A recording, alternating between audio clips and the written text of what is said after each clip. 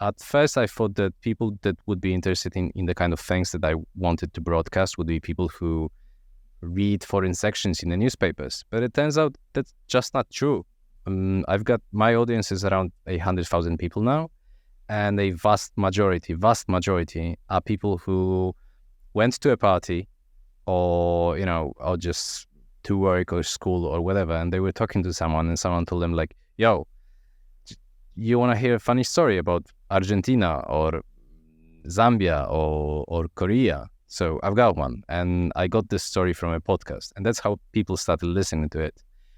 And a turning point was definitely the pandemic, because I started doing interviews, and I never do interviews online. I only do them face to face.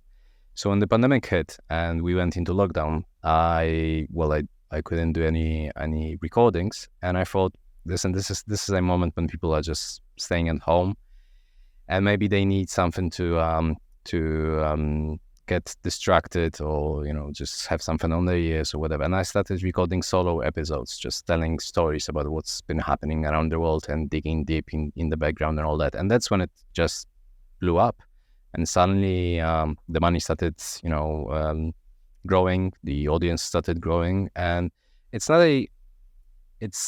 a huge explosion of both. It's a steady thing.